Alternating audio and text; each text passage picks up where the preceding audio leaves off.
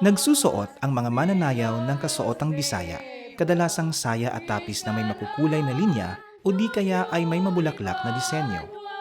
Naglalagay sila ng alampay sa kaliwang balikat. Tsinelas na may mga palamuti ang sinusuot ng mga mananayaw sa kanilang paa. Ang matitingkad na kulay ng hablon na habi ng mga kababaihan ng Visayas ang nagdadagdag ng saya sa sayaw kadugtong ng mga makukulay na lubid na sumisimbolo sa pag-ibig, katatagan, pag-asa, katapangan, pagkamasayahin, pagbibigayan at marami pang iba. Gumagamit ng posteng kawayan na may 5 metrong haba sa sayaw na ito. Ang poste ay may mabigat na suporta kagaya ng bakal at semento upang tumayo ito habang sumasayaw. 24 na makukulay na lubid na may habang mahigit 5 metro ang ginagamit upang maihabi ang mga disenyo sa poste.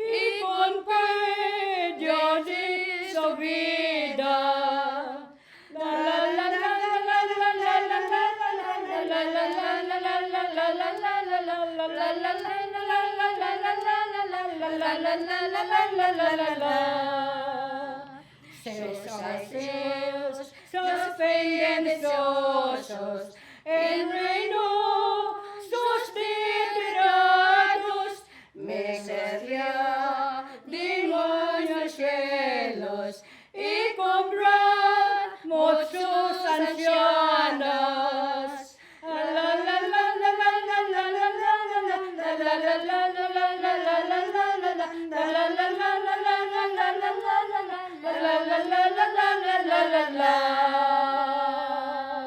Loboscos, milagros beba, qui San Antonio di Padua, de alias con maravillas, y con pedia di su vida.